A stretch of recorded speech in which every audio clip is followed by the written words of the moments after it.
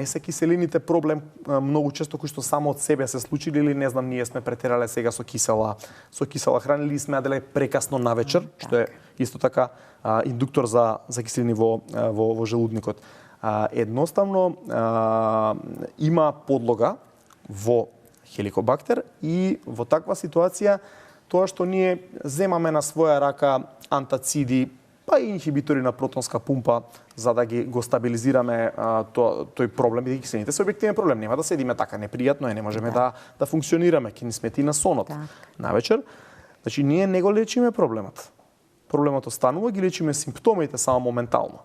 Доколку овие симптоми се повторуваат, ќе ги наведеме уште еднаш зашто е важно да се знае. Значи, диспепсија, стомачна болка, надуеност, чувство на ситост и така натака се повторуваат во секојдневно или повремено во период од 2 до 4 недели, иако ние при тоа се храниме нормално, не претеруваме веројатно секој ден со цигари, со алкохол и со така, масна не мора ниту храна. да се претера некогаш со храната или со овие други некои.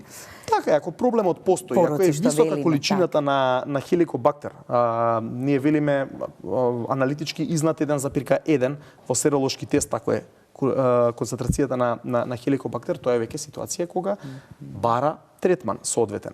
Значи во таква една ситуација кој ќе ги видиме овие симптоми, треба да помислиме дека станува збор за хеликобактер и треба да се обратиме на лекар или да направиме тест